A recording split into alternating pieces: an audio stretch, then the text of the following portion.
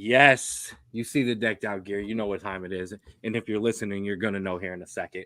Welcome, everyone, to another episode of the Straub Bros Sports Show. I'm Big Bro Ken. Little Bro, how are we doing? We are doing good. Obviously, I'm not as decked out as you, but that is because I'm in the middle of packing everything. So I can't find my jersey right now, but I'm wearing the hat. I'm representing. I got the orange here. So we're doing good. I love it. I love it. I love it. A big ups. Thank you for joining us this week here on the 216 Sports Network. Speaking of the 216 Sports Network, you can find us on Facebook. You can like and subscribe on YouTube. You can find us and the rest of the lineup here. 4th and 15 with Mel and Smooth. Spoiler, coming soon. The Jay Rich Show with Jay Rich.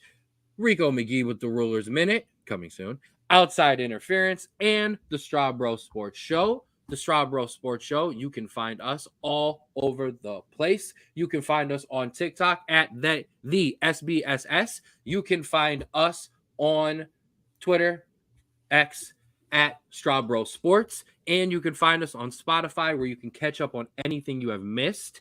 One of the things you would have missed so far is the championship episode of Crunch Time that I did. A big shout out to those guys for coming on the show. I'm going to give that full shout out here in a second.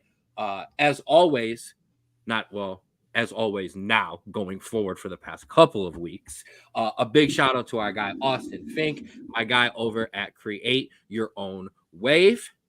You can follow them on Instagram at Create Your Own Wave 2021. Also, you can find the merch at cyowapparel.myshopify.com. There are things. The chef is preparing ingredients. That's all I'm going to say, ladies and gentlemen. All right. The chef is my guy, Austin, and the ingredients are there. That's all I'm going to say. That's it. I'm not allowed to discuss anything else. I also want to shout out to KZ Productions for letting us post into their YouTube and Facebook page today. They were also the ones who let me use their beautiful set for that championship episode of Crunch Time. It was a great episode. Check it out. You can find it on our Spotify. You can check it on the 216 Sports Network's Facebook and YouTube page. Shout out to the Crunch. Shout out to Offensive Rookie of the Year, Jacob Roberto, Defensive Rookie of the Year, Omar Najjar, and co-owner Ryan Ruiz for joining me and Mel.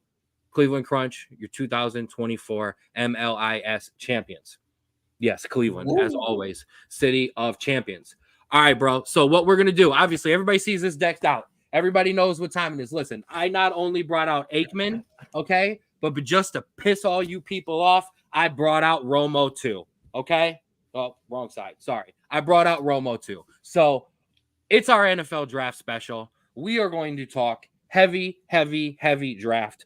I'm going to be as serious about an episode and my takes and my backup or my stats, and I'm going to back them up probably more passionately today than I have in any other episode before, because I have spent weeks working on these notes and this stuff preparing for this draft. Bro's just going to come in here and trade everybody and just talk about Kansas City taking a quarterback in the first round. No.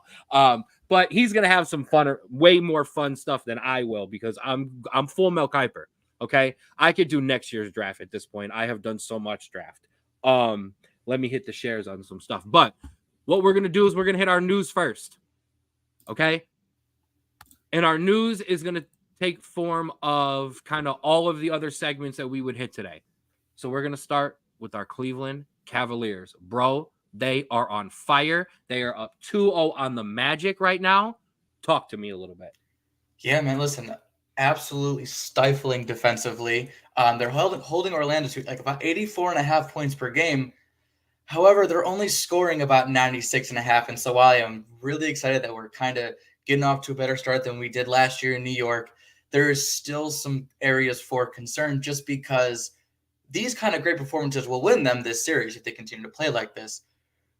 But there is going to be an issue when you get to either Boston or Miami in the next round, and you have to deal with these guys that are not going to just put up 84.5 points per game. They're going to put up on 100. They're going to put up 110, and you got to be able to keep up with them scoring-wise. So right now, doing a good job, but let's hope we get our offense a little bit moving, a little bit more going into the next round. But regardless, great so far. Donovan Mitchell doing great.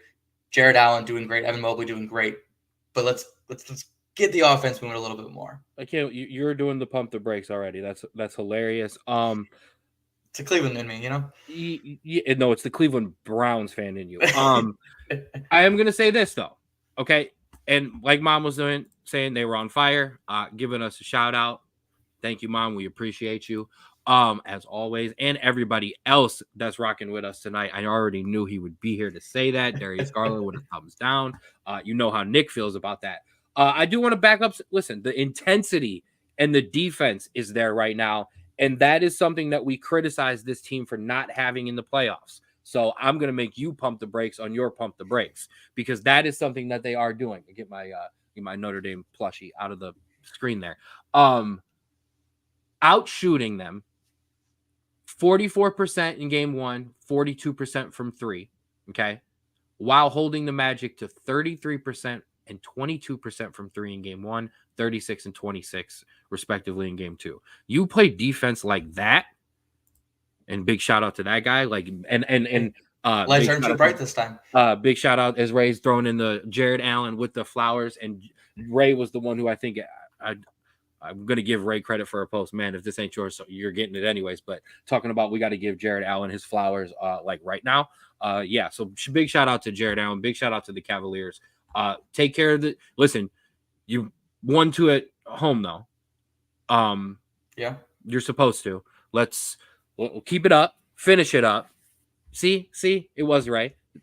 Sorry, Ray. 'Twas me. Finish the job.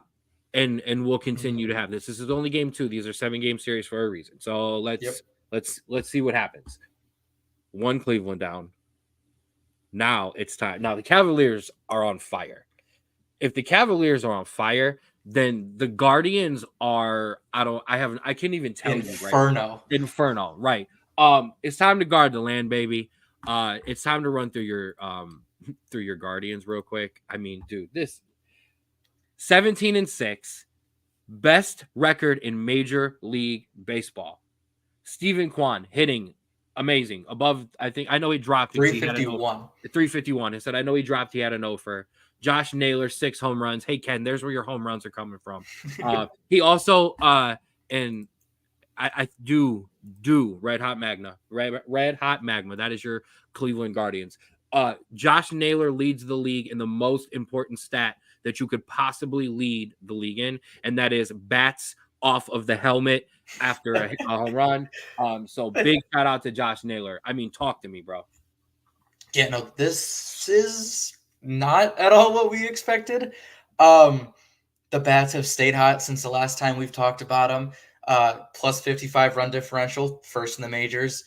They're 7th in team batting average. Like I said, Quan is hitting 351. They're middle of the pack in terms of home run, which in our case is a positive considering they were dead last year in home runs. 100%. So this is all going great. And I will say, while there are some struggles in the pitching staff, McKenzie and Carrasco especially, overall, they are keeping it together for this team to stay in every single game that they are in. Now, obviously, if McKenzie and Carrasco, we're going to give them time to figure it out, especially McKenzie.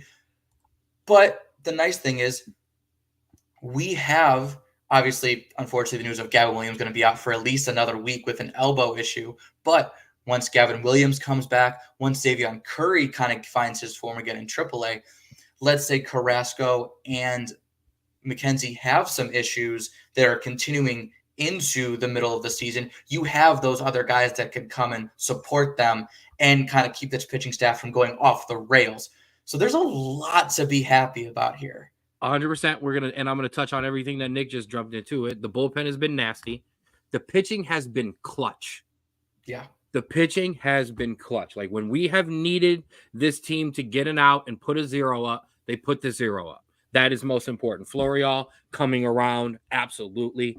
Jimenez, no love. One of the best gloves in baseball. Oh, one of the best gloves in baseball, and he's been clutch. Then Ray put this perfectly. Naylor swings like the ball did something to him. The man is violent, and then the bat is just It. I mean, come on, like he uses the bat, like it doesn't. Like, he just hits himself with it. I love it. And yes, Classe has been lights out. Like 2 years ago, and it's beautiful. And you know what? Everyone, there was a lot of people worried about Classe. Yep. My thing would be closers have these kind of they have up and down years, and closers, I'm not gonna throw them completely under the bus, but they've been known to kind of try a little harder when the team is a little better. I get it. Whatever. I'm not accusing Class A of anything, but I'm just saying it's not a surprise that closers have down years when teams don't have good years. Well, that's because he blows all the games. No, no, no, no, no, no, no, no, no, no, no. You're not going to do that to one guy on a baseball team. It's Yes, also just confidence, just coming in from game to game. When you build off of that, and you have a team that's winning, that confidence is key, especially for like 1 inning pitchers. 100%.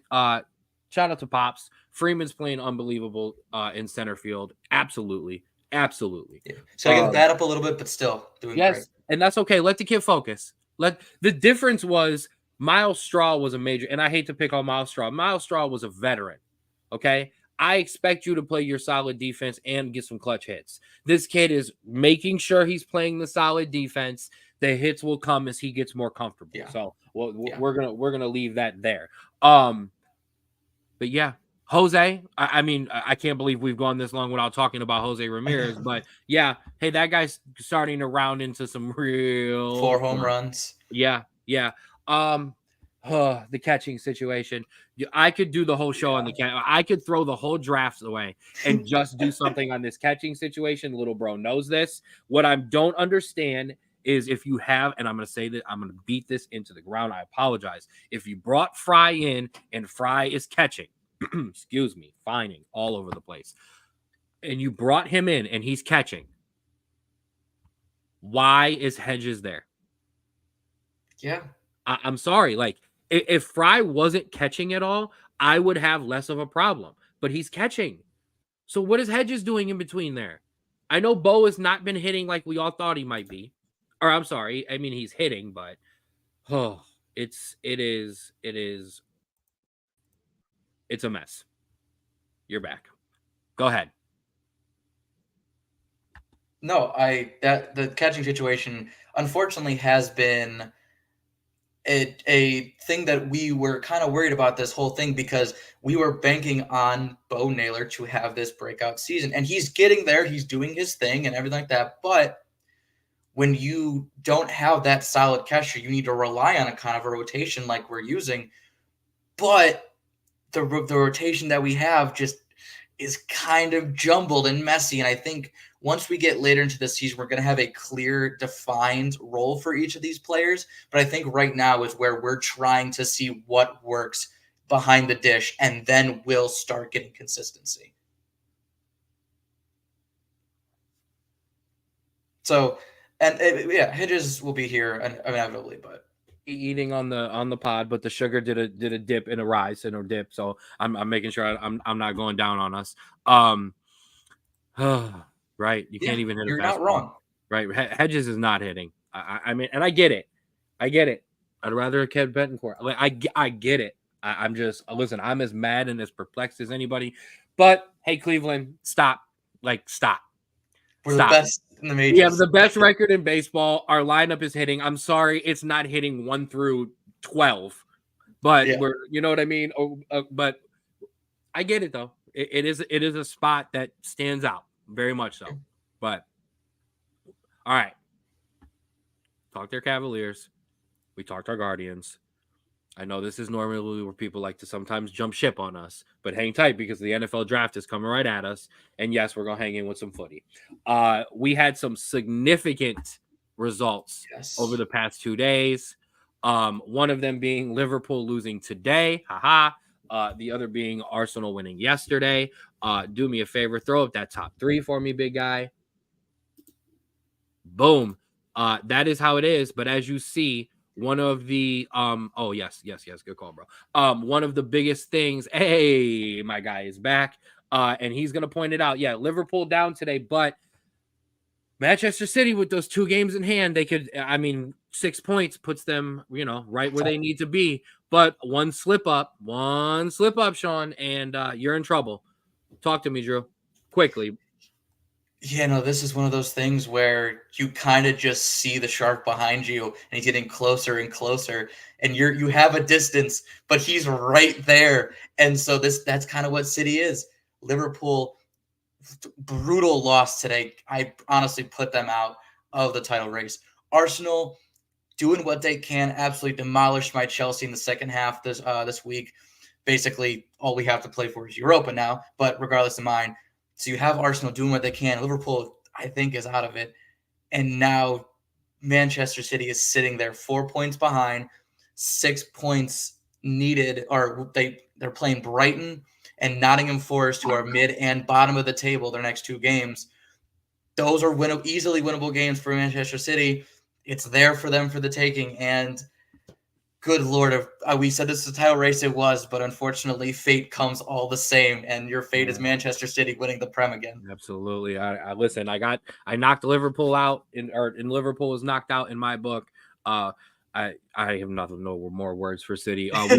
We will dive heavy into this on a Football Friday or just a footy episode in general coming next week. Quickly, I do want to touch on the America. Okay. I absolutely, and yes, we'll give some here. We'll stop and we'll give some love.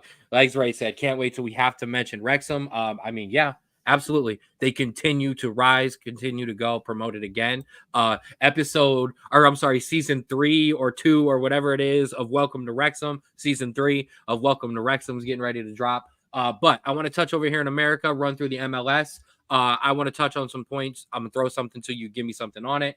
FC Cincinnati 2, Atlanta 1. Good win for you, big dog.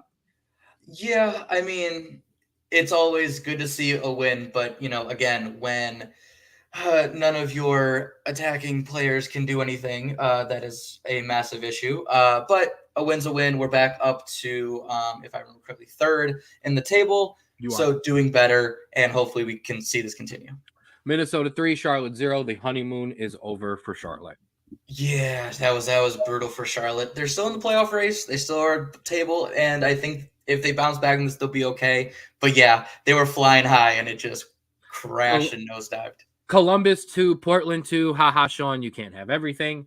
I called it out last week that I wanted one of these teams to win. And of course, they don't win. 6 draws in a row for Columbus, by the way. And lastly, I don't have the jersey. I'm mad at myself because it's over on the other side. I can't get to it.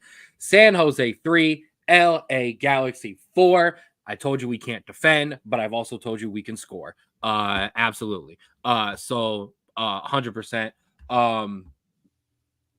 Your number one team in the Western Conference. Your number one team in the Western Conference, baby. Vancouver has a game in hand on you. Absolutely. Olivier Giroud signed with LAFC. Boo. And that will do it for your footy. We missed a piece of news. We've got to hit it. We've got to point it out. There was something that dropped or broke today. We should talk about it. Reggie Bush is getting his Heisman Trophy back. Okay. Yes. First of all, thank you for that, LA Galaxy. Shout out, Nick. But yes, Reggie Bush is getting his Heisman back. He deserves it. It should have never been taken away. Shame on you, NCAA. Shout out to you, Heisman Trust Committee, who reinstated it and said there will be some changes incoming to that as well. Yes. Absolutely. I think the entire football community kind of was waiting for this to happen. We've wanted this I think we wanted it more than Reggie did because we saw how amazing he was on the football field. He also was, I think, sued the NCAA, so maybe not as much, but we saw how amazing he was on the field. He was an amazing player. I'm glad it happened. 14 years he's had to since he's had to forfeit that trophy. He gets it back. It's very deserving. Good for him, and hopefully he gets to have it as much. Kiss it, hold on to it very, very tight, and just enjoy it. Absolutely. As Nick said, he deserves it. And then we'll let that one just kind of sit up there and we'll just kind of keep it rolling because that's what we do. Shout out to Nick. That was a good one. So yeah, well done, Reggie. You were dude, dominant. As a Notre Dame fan, I also liked Reggie Bush, even though he just absolutely torched it. Ray has already yelled this to us in our own group chat. We want Pete. He wants Pete Rose. I told him to relax. We finished Cody Rhodes' story. We got Reggie Bush back in Heisman. The month of April needs a cigarette and a sandwich because it is exhausting. Okay. Just throwing that out there. So there We throw that a is. parade in Cincinnati, by the way. If Pete Rose ever got it back into the Hall of Fame, this city Oh, would be Straub insane. Bros, Straub Bros Sports Show on site for that parade. We're just Yeah. gonna put that out there. Okay, all right. Our last bit of news before we dive into this draft, and that would be our honorary Straub Bro of the Week. Your Straub Bro of the Week, brought to you by Create Your Own Wave. Don't ride the wave, create your own wave. Shout out to my guy Austin. Follow Create Your Own Wave at Create Your Own Wave 2021. Bro, we both have one Straw Bro of the Week.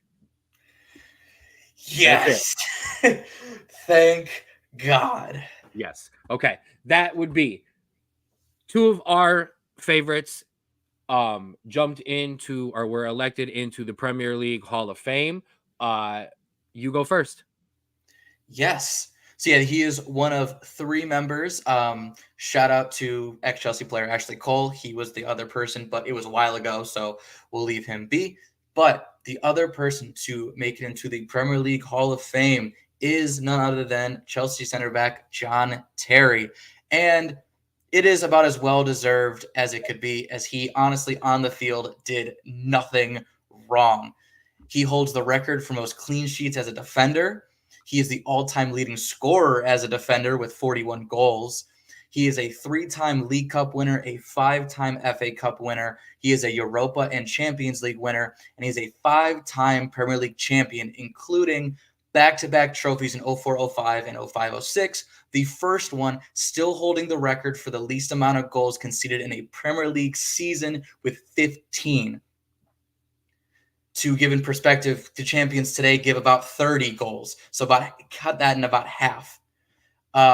As the banner in Stamford Bridge says, the three best words to describe John Terry are captain, leader, legend. An amazing accomplishment, John. It is well deserved. Congratulations to you. That is my Straw Bro of the Week. I'm not allowed to. I promised I would not make any jokes, and then you said he never made any mistakes on the field. Like you're just you on the field. You just set things up. It's just awful. What I will say about John Terry is annoying. Like every time you see him in the lineup, you're just like, oh, this is going to be annoying. And that's the best. And as a fan of a rival team, that's one of the best compliments that I can pay a player. The other person who was elected into the Premier League Hall of Fame was Andy Cole, former Manchester United striker, 187 goals, 5 Premier League titles in 8 seasons at Manchester United, and a treble, the first treble in English history without 157 sanctions in an empty stadium. Shout out to Manchester United. Shout out to Andy Cole. Those, yes, only 2, 1 each. Your Straub Bros of the Week, brought to you by new record, brought to you by Create Your Own Wave Apparel, CYOW apparel.myshopify.com, and Instagram at Create Your Own Wave 2021. Got that locked down, baby. Let's go. Okay. Absolutely unnecessary, 100%. Not happy with you. We will have you on when you win the Premier League, okay? So be quiet, Sean. You can have your full gloat and run. So like 3 weeks. Right. All right. It is time to do it. It is time to get rolling. Ladies and gentlemen, it's time for your 2024 NFL Draft Special. Now, we will have 2 special guests today. Me and Drew are going to talk quickly. We want to do the top 3. And then as soon as we get out of the top 3, we're going to jump into the top 10. When we jump into the top 10, Rico McGee of the Rulers Minute is going to jump on and join us. And he's going to talk about his Atlanta Falcons at 9. Then we're going to talk a little bit about the mid of the draft, Middlesbrough Heights. And then when we get towards a little bit of the end of the first round, we're going to jump in, and Mel is going to jump in, and he's going to talk about the Steelers. We're going to then hit some other teams. I will talk about my Dallas Cowboys for the rest of the show. And then Drew and the rest of the comment section. Okay. Oh, and I know Sean will be in here too. And Drew and the rest of the comment section, I will unleash on you for your Cleveland Browns. So that's kind of a little bit of the rundown. So let's do this. I have more notes on the NFL draft like I do the entire show. Okay. Let's get into it. Drew, give me my first round picks. Yes, let me Put my throw screen that up. up for us. Bang. Handle your business. Okay, now let's talk about the top three. Okay, Okay.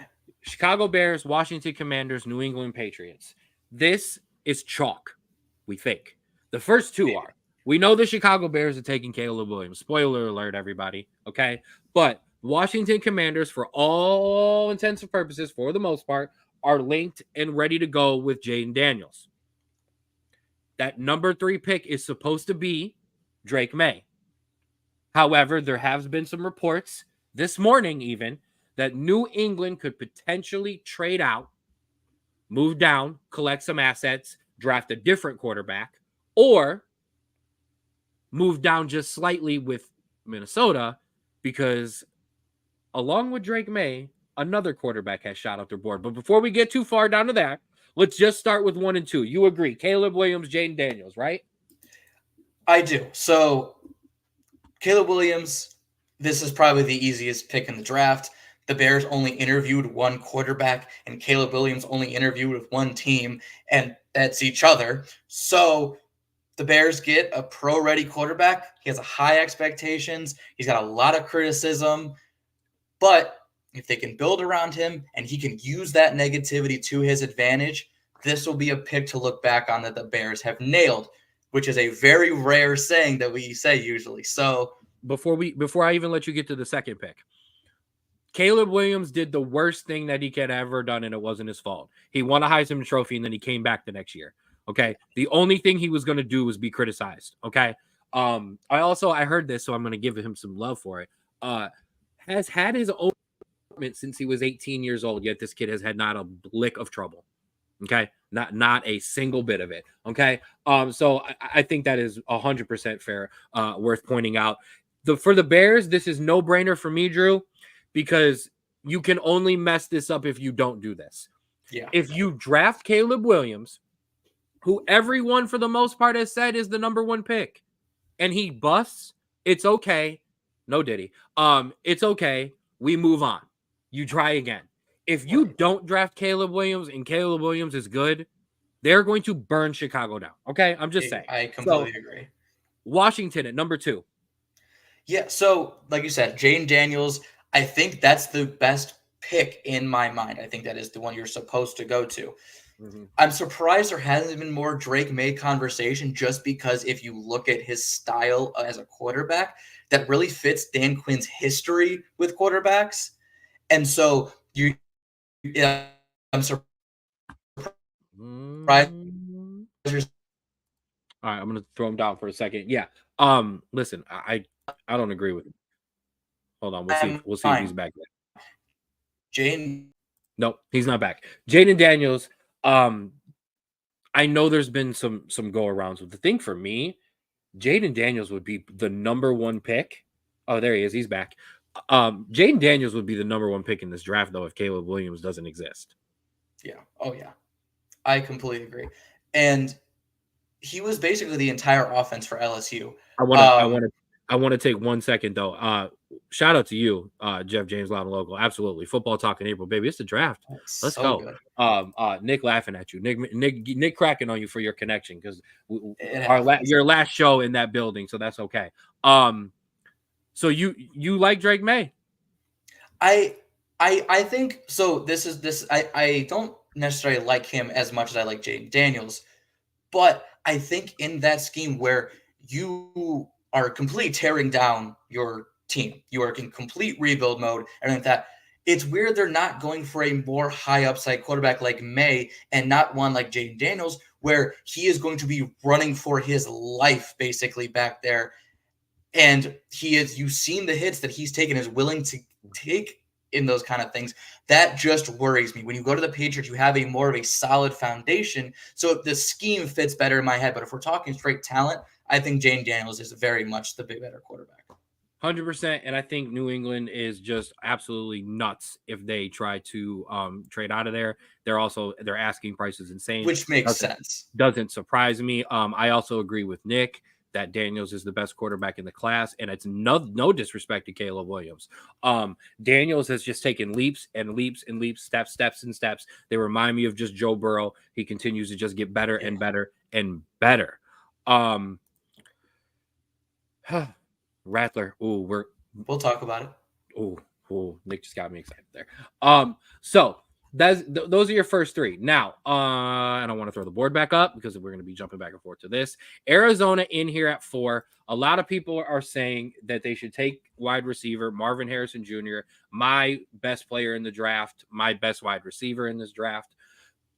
That's only if you're actually sold on Kyler Murray. If you're sold on Kyler Murray, then that's fine. What I actually still think you should do is trade back 1 or 2 with one of these other teams that wants a quarterback. Because if you end up with Rome Odunze, if you end up with one of these other top wide receivers, you'll be okay. But if you want to take Marvin Harrison Jr., I'm okay with it. But personally, I would be okay with dropping back 1 or 2 picks and letting one of these teams come up and fight. No, I completely agree. If you are sold on a receiver right now, you can take it. I don't mind taking Marvin Harrison. Honestly, I don't mind if you take the second best wide receiver in this spot.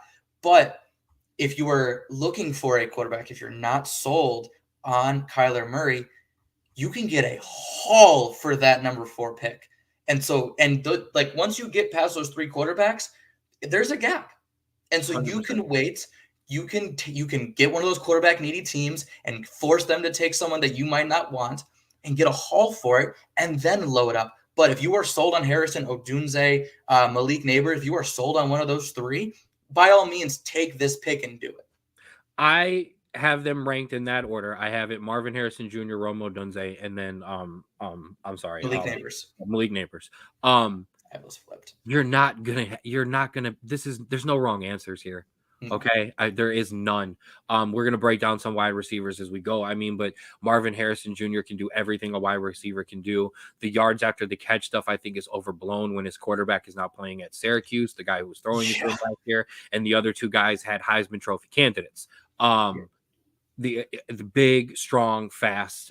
There's no wrong answers here. If I'm Arizona, but when you have the Chargers following you, who also want a wide receiver, you have the Giants. Yeah. You have the Giants, who could go anywhere from wide receiver or quarterback. Then you have Minnesota sitting there. You have the Bears at 9, but you have Minnesota sitting at 11, who want and need a quarterback. The Giants potentially want a quarterback. Arizona, you're gonna be guaranteed one of those 2 wide receivers if you move down a couple.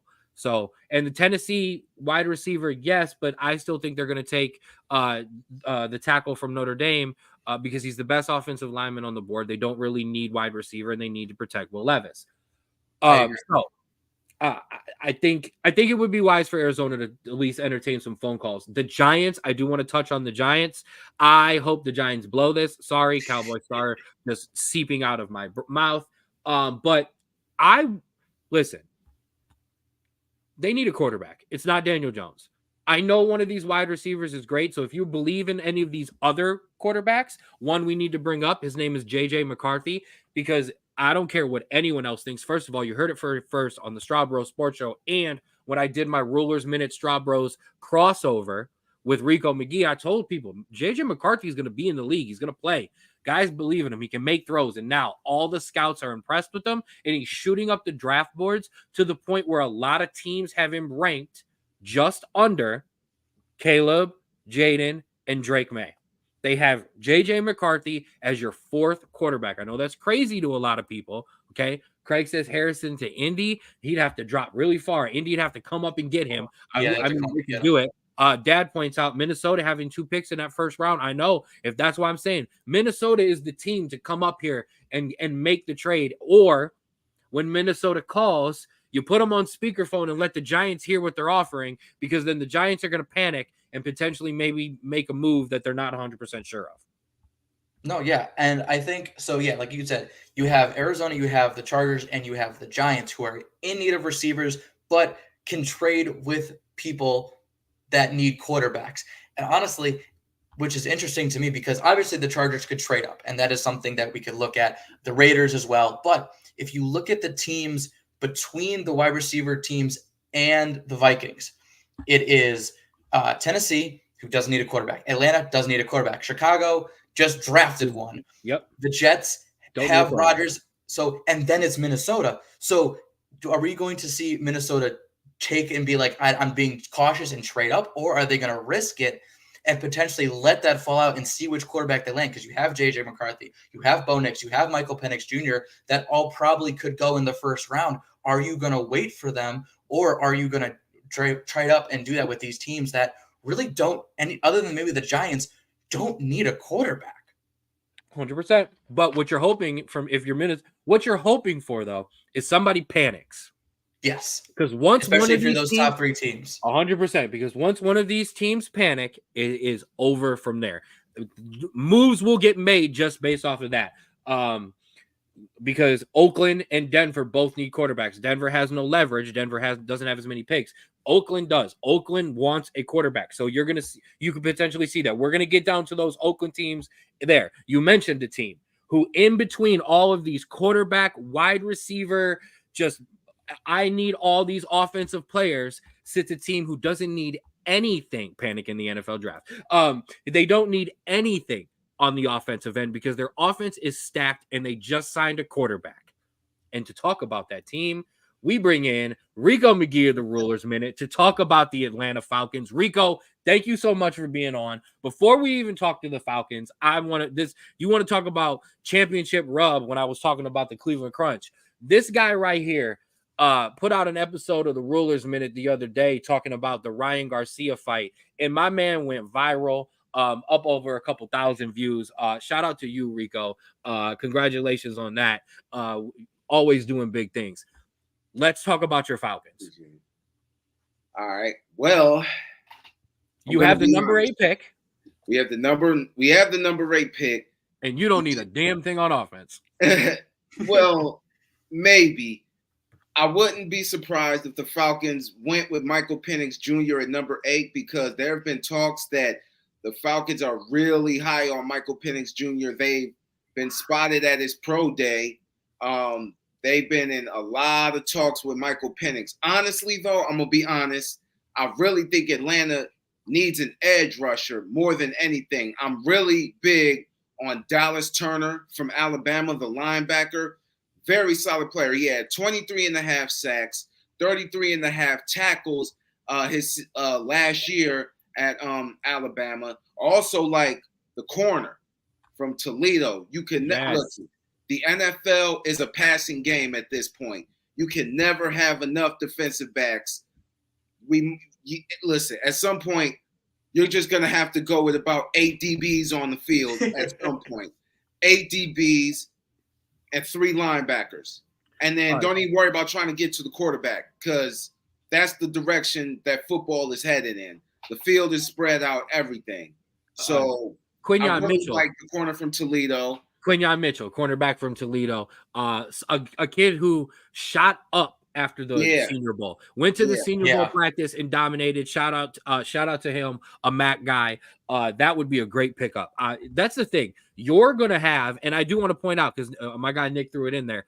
Need a number 2 there to help open up Pitts and Drake. Yes, and I get that, but this wide receiver core is deep too. Now you could throw everything off because everyone expects you. Because you have the pick of all of the best defensive players.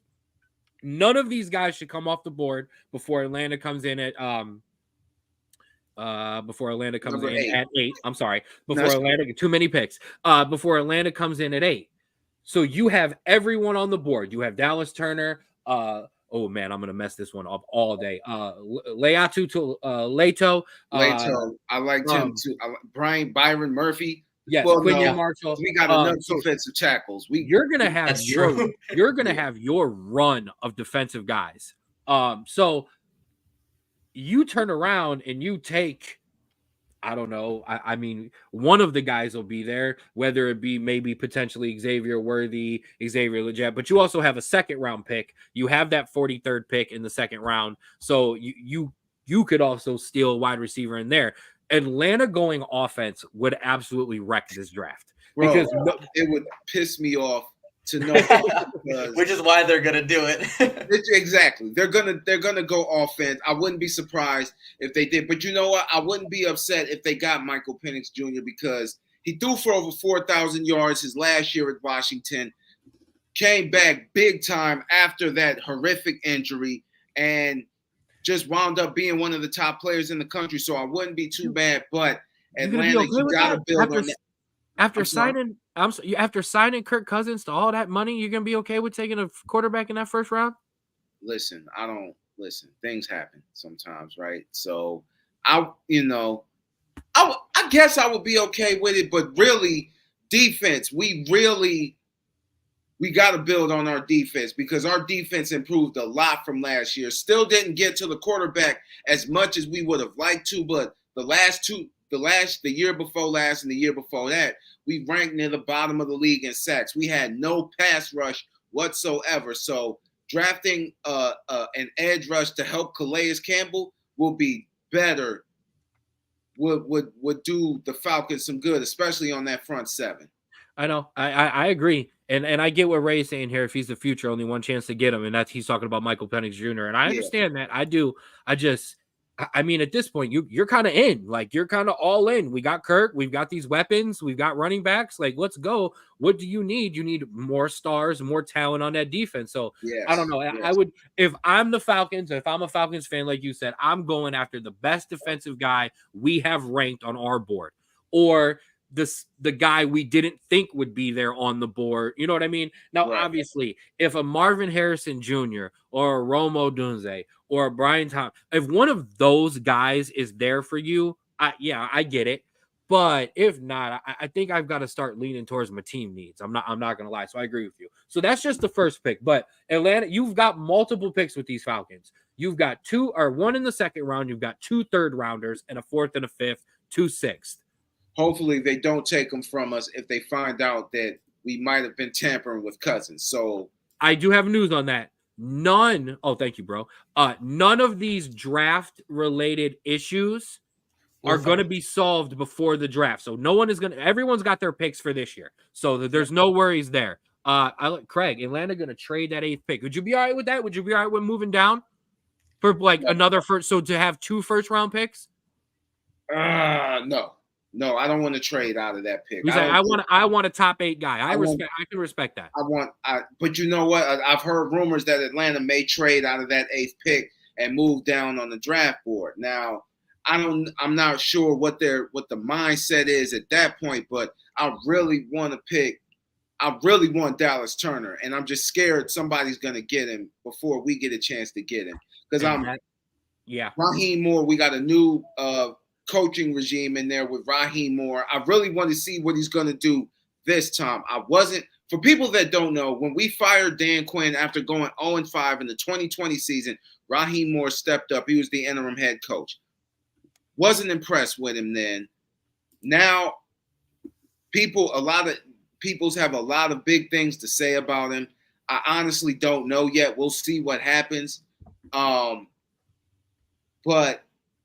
I just want to see, how he develops that defense, because that Rams defense was pretty underrated last year, in my opinion. Yeah.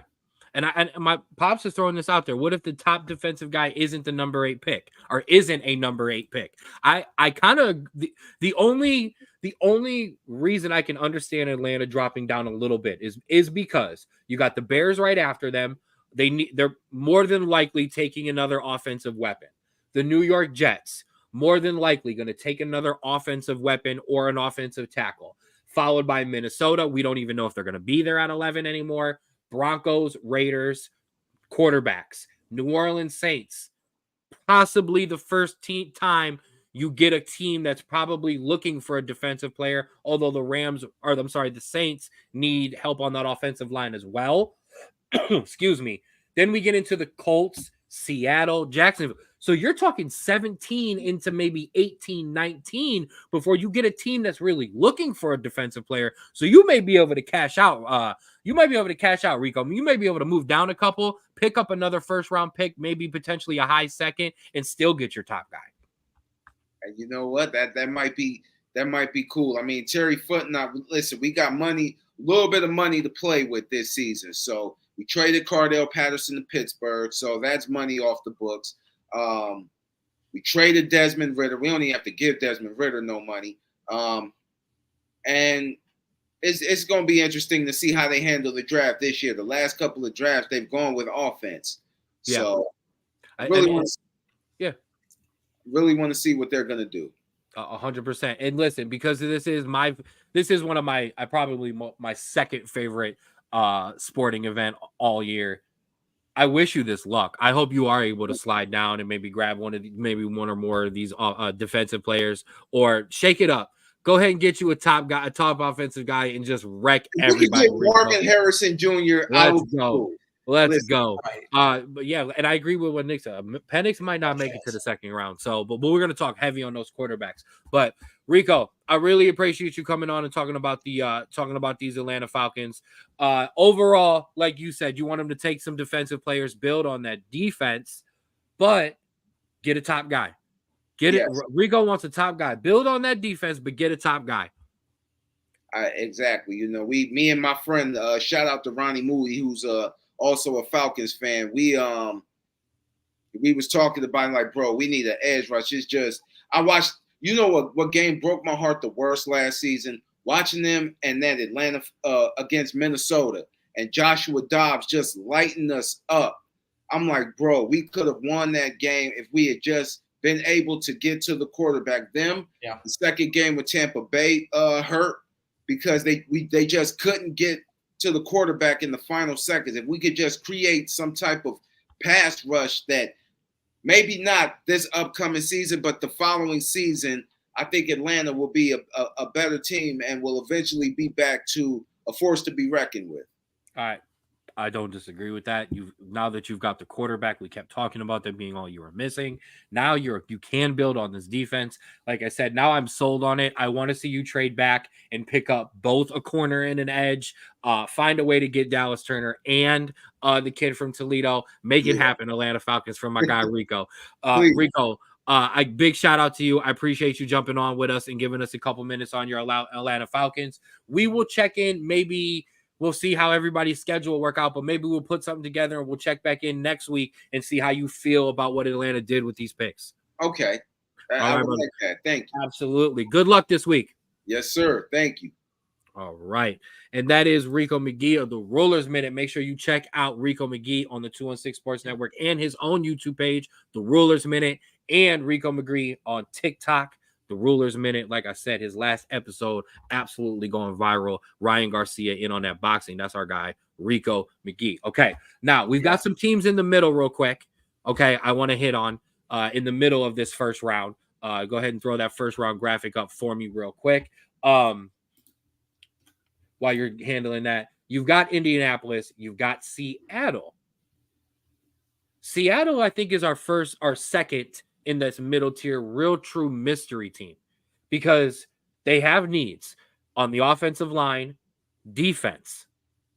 However, there's also been very, very, very, very substantial rumors that they like some of these quarterbacks as well, bro. Yeah. However, unless they trade up or Denver trades out of that number 12 spot, I don't know if there's going to be a lot left, because you have the Vikings, who I'm thinking, looking at JJ McCarthy. You have Denver, who, honestly, if you look at the way that Sean Payton looks at quarterbacks, Bo Nix fits that perfectly. Yeah. And then the Raiders really don't have much either and could look at Michael Penix Jr. And so you have, the Seahawks sitting at 16, but 11, 12, and 13, you have guys the teams that desperately need some quarterback help there. And so if you're looking at Seattle, if you are truly wanting a quarterback, I don't have them taking one, but if they truly want a quarterback, you are going to have to make some moves to get something there, because I don't think you have the time. I don't think this is a smart smokescreen. Okay. I think this is a not very good one. I think Denver's a smokescreen. I think they're secretly okay with their quarterback room. There's nothing about Sean Payton's return to the NFL that has proven me to believe that he's still this genius that I was told about. I'm not gonna lie, I need to see it. So we'll see what they do. Oakland needs a quarterback. So Oakland, you need to go get somebody. New Las Orleans, Vegas. no. And I'm sorry, I did say Oakland, and I even wrote Oakland down. Las Vegas, wow. Seattle, Seattle. I'm torn there because if you like some of these guys, you can wait because a couple will fall. Yes, JJ McCarthy is shot up, but Bo is still looking at a second round grade. Michael Penix has been up and down depending on where you see, who you see. But some of this depends on needs. It's not necessarily great. You could have Bo Nix at a second round grade, but if they're all going and you got to go get them, you got to go get them. Exactly. But there's other guys too. So we will definitely see what's going on there with Seattle. But then you have Jacksonville down there. Jacksonville needs some help on the wide receiver and on defense. I would see them taking the corner from Toledo, if not taking a wide receiver that's left over there. Then you have the Bengals as well. So you're going to see this wide receiver run. You're going to see these guys start to come off the board, especially with the Rams up there. Potentially, no, Locke did not look terrible. No. But he always kind of goes in and out. So right. Put that coat back on. Put that back on, Drew Lock. And I was talking about Seattle and Gino. But the Rams potentially looking for a defensive player to replace Aaron Donald, maybe in the quarterback, room as well. But there's a team just outside of those, right there in the 20th spot, who has a lot to say about the teams above them, because I think that's going to really, really kind of help kind of shape their draft. And that would be the Pittsburgh Steelers. And to talk about the Pittsburgh Steelers, welcome to the show, the owner of the 216 Sports Network, the host of 4th and 15 with Mel and Smooth, the host of Outside Interference, Romel Thorpe. Mel, welcome to the Straub Bros Sports Show, my guy. We appreciate you. What's happening? Thank you for having me on. I appreciate you guys. So your Steelers sit at 20. Right. Okay. They have, and where are they, little bro? I have some picks here. They it for some reason didn't get put into the slide. That's okay. That's okay. I got picks up here. Don't worry. You have so you have the 20th pick. Let's start with the first round. You have some needs. We got a lot of needs. You ain't got to sugarcoat it. We got some damn needs. Okay, absolutely. Let's start now, there. Before you absolutely blew up your quarterback room, I wanted the Steelers to take Michael Penix Jr. I thought it would be a great place for him to land. I know I know Rico just talked about wanting him for Atlanta, but now that you kind of have shaken up this quarterback room with two guys trying to prove themselves because they're on 1-year deals with Justin Fields and with Russell Wilson, what do you want to do with this first pick? Do you want an offensive player? Do you want to try First off, let's start right there. Screw the Falcons. Screw their picks. Screw the bird. Screw the new Georgia Dome or whatever you're calling it down in Atlanta. Rico, I love you, but screw the birds. No, seriously, let's look at reality here. The first part of the reality is Justin Fields' 5th option was not picked up. Mm-mm. So what that tells me is either one, the Rooneys do not trust either Russell Wilson or Justin Fields, or number 2, there is a strong possibility a swerve could be coming within the first round. And what I mean by that is there is a big possibility. We all know the Rooneys have done it in the past. They are capable of doing it now, but there is a chance a trade up could be happening to where they get into the top 10, maybe even the top 5, and Michael Penix Jr. comes off that board. I have been hearing that around the Pittsburgh area. I'm not saying it's true, but we all know rumors in the NFL kind of go hand in hand with a ham sandwich. Anything's possible. And you know what? At this point, we're the day away from the NFL draft. That's all we have.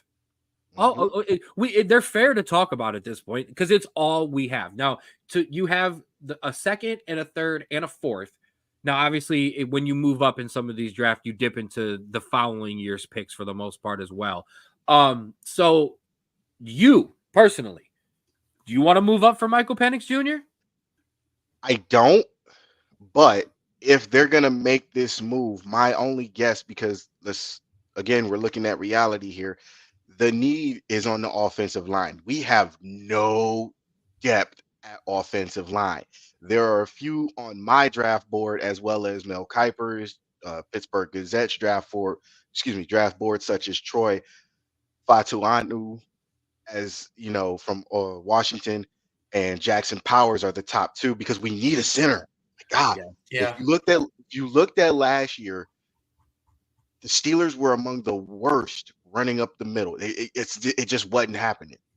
And in the AFC North, you have to be able to run the ball. I don't care if anybody outside of Rico, you guys, says that the NFL is a passing league. You still have to run the ball because there is no crackhead on earth who even knows football is going to throw the ball on 3rd down and 1. Well, Sorry, it's just not going to happen. I want to give Craig a shout out too there because Craig is a Steelers fan as well. So Craig wants the O-line. I think the problem. Yes, we have to shore up that O-line. And one of the problems I think, it's not a problem because the It's a Steelers problem. are what I'm about to say. The Steelers are a smart organization. The problem that you're going to run into, there are a bunch of teams ahead of you that that want quarterbacks. There's a bunch of teams ahead of you that want wide receivers. And there's a bunch of teams ahead of you that want offensive guards. Tennessee Titans, possibly the Jets, possibly New Orleans. So you have, and maybe even Seattle, you have some teams that have some needs at every one of the need or positions you have. But here's the thing. Not everybody's going to go. Not all of the quarterbacks, all the wide receivers, and all the linemen. They're not all going to be gone. So I think one of the things that the Steelers need to do, and listen, I know you need offensive line help. I need to start to replenish my offensive line, but we'll talk about the Cowboys a little bit later. But the Steelers are the prime example at 20, best player available. Of those positions, who is the best on your board? Unless you are going to sacrifice some picks to move up. But in my mind, and this is somebody, and I know I'm not a Steelers fan, but I'm watching you from the outside. You're in somewhat of a still like not a rebuild, but a test year. So if you need multiple things. So you better really believe in Michael Penix Jr. if you're going to sacrifice some picks to not fail some other potential. The reason I even mentioned Michael Penix Jr. was because Fields had a 5th-year option, going into the trade, and it's not been picked up. So is it a prove-it year for Russell Wilson? Yes. Is it a prove-it year for Justin Fields? Yes, but let's look at, again, we're telling the truth here. Just like Mitch Trubisky was, Justin Fields was a victim of his teams being dumb, and that being the Chicago Bears. The Chicago Bears did nothing to help Mitch Trubisky improve or Matt Nagy as a coach, and they did nothing to help Justin Fields improve as a player. So you're leaving players hanging out to dry with one organization. The other organization is looking at this, and he's just a victim caught up in what happened in Chicago. So I personally am not going to fault Justin Fields for this because maybe this year it pans out for him and they do decide to pick up his 5th-year option. Maybe Russell Wilson stinks to bed. We don't know. We won't know till September hits and we see it for real. But what I can say is the best player on the board is either Troy Fautanu or Jackson Powers for my need. That's what I'm going to say. For my need, it's either Troy or Jackson Powers because, again, as I said, we have to be able to run the ball in December, November, and even in January because, as you've seen, we've snuck into the playoffs the last 3 years. We've got to run the ball better, and you can't run the ball in that division without a center. Like Najee Harris's best runs came in between the tackles, but they were never in between the guards. If anybody paid attention, they were never between the guards. They were always between the tackles where he had an option.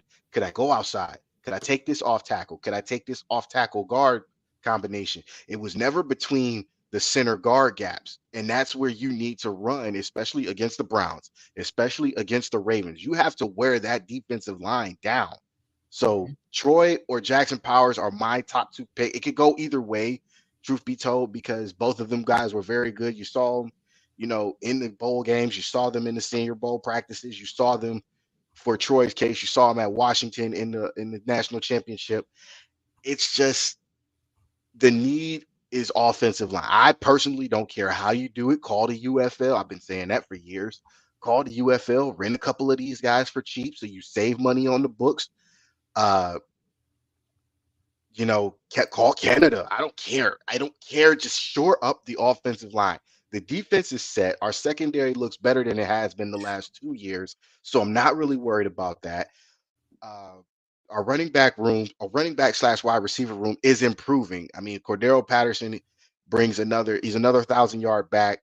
I know he hasn't looked like it in the last couple of years, but you got him with Najee Harris now, and it makes a difference because he doesn't have to carry the load like he did in Minnesota. So that takes the load off of him. And if you notice in the AFC North, having two backs has been a plus. Look at Kareem Hunt and Nick Chubb. I hate to say that, but it's the truth. Nick Chubb and Kareem Hunt were dynamic. You did not have an answer for either one of them, especially if both of them were on the field. So having Patterson and Harris on the field is going to cause a problem for most defenses, not named the Browns or the Ravens. And thankfully, our schedule is a little more favorable than it was last year, to where it's going to cause a problem outside of the AFC North. No, I don't disagree. And then Nick making a bold statement there. George Pickens makes a huge step, top 10 wide receiver. I do want to say something. I'm not really worried about George. No, you shouldn't be. Your quarterback room is already at its floor better than what it was almost at its ceiling last year. You made the playoffs. The same thing everybody said about the Steelers in that playoff game. Man, if they just had a quarterback who was competent, they might have won this game. You now have two quarterbacks, regardless of what you saw to Justin Fields in Chicago. The flashes of good play that he's shown and the actual season that Russell Wilson had last year, you plug those seasons into what the Steelers have already, and they're a playoff team. Yes, and that's the thing. So that's why I say this is definitely on kind of what the organization feels is the best thing. Do you believe Michael Penix Jr. is that missing piece? Then yeah, you go get him because that's all you were missing. Do you think Russell Wilson and or Justin Fields is the answer? Then you go plug up that offensive line and you help protect him. And not to cut you off, I don't feel Michael Penix is the answer. I'm hearing the rumors just like everybody else is. And again, when you look at the Steelers historically, that is what they do. They pull something out of their hat every once in a while that makes you go, why did they do that? And then you see it and you're like, okay, now it makes sense. Do I want Penix? I don't necessarily want him. I'm not going to turn him away, but it's a redeeming year for Russell Wilson. It's been a redeeming part of his career for Russell Wilson. It's going to be a redeeming year for Justin Fields just because he feels like he got shit on by the Bears. And to be fair, he has a right to feel that way. I mean, look at I'm not talking about the Bears as a team, but look at the way the organization has done quarterbacks since they drafted Mitch Trubisky. Yeah. Do I feel like, even though I feel like Mr. Trubisky should not have left as early as he did, but look at what they did. He went 13-3 his first year, won the division, made the playoffs, came back, 2 wins less, still made the playoffs, and they did nothing to improve the team. Justin Fields comes in, the team looks abysmal. He gets a couple of wins, they give him nothing. He comes back this year, he gets a couple more wins, he beats San Francisco, or has a good showing against San Francisco, who actually end up in the Super Bowl, and they give him nothing. You can't do that and expect somebody. That's asking a lot of any player to give them nothing and expect them to make the world's best meal. You have to have the right ingredient. Chicago does not at the moment. So I'm going to say, if Fields doesn't even ever touch the field and Russell Wilson plays great, that's great for both sides, because now, let's say going into 2026, Russell Wilson gets hurt. Now you have that ability to go back and pick up that 5th-year option for Justin Fields. So it's not a lose-lose situation. It's all right, let's prove it. Right. So, and that's a lot of quarterback. And so you have uncertainty in that quarterback room from where we're going there. But overall, finalize. Offensive line, obviously you've been talking about So you, from what I'm gathering, draft perspective, draft war room, Mel's in there. The Roonies look over at him. Mel wants to fill and plug in these holes. Mel doesn't want to gamble. I am not gonna gamble because I don't feel I need to. Like, There you go. just for the sake of discussion, Yeah. if I can get Jackson Powers and then say Troy falls to the second round at 51, Yeah. I'm snatching. I look, y'all. I know y'all hated each other in college, but y'all gonna have to. I'm paying y'all a shitload of money. Y'all better make it work. All right, Absolutely. and then after that, I fill in. I fill in whatever needs are left. Wide receiver is a need I need to fill left. There's a kid up in Michigan, ugh, who's Roman Wilson. Yep. He's short, but he's a great playmaker. Mhm. You know, I plug him with Pickens. I plug him with Patterson because, again, Patterson can play wide receiver. He just didn't as much as he should have in Minnesota. So there's a lot I could do with that running back room. There's a lot I could do with, you know, now that my quarterback room looks like something respectable, there's a lot I can do, and there's a lot I don't need to do, Absolutely.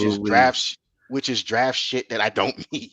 Absolutely. So And I'm going. I want to get in that's the smart move for the Steelers, is to fill in those gaps. And for the most part, the Steelers are smart organizations, and smart organizations do smart things in the draft. So that's the smart way to go. So I don't disagree there.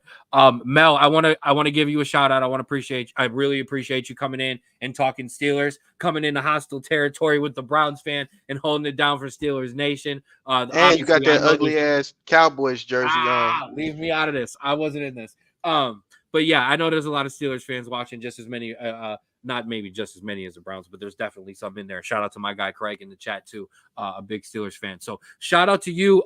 Hey boss, I want to give you the floor for a second. Anything to promote and shout out? Oh yeah, we'd like to thank KZ Promotion or KZ Productions for letting us be on their station. Uh, have nothing but good things to say about Lisa Summers and the way she's operating business over there. The studio looks fantastic. We had the Crunch on last week, so shout out to the Crunch, winning their 5th star, winning their 5th championship. We got a lot of big things coming, man. I want y'all to just watch it, man. Just watch. We got a lot of things coming. We ain't gonna tell y'all, but just know they coming. Absolutely. You can find Mel 4th and 15 with Mel and Smooth. Outside interference, guest appearances. First off, I don't host outside interference. Bob hosts outside interference when we don't send him out on our specific job. I apologize. Mel has made an appearance on outside interference before. I apologize on that one. Good correction there, boss.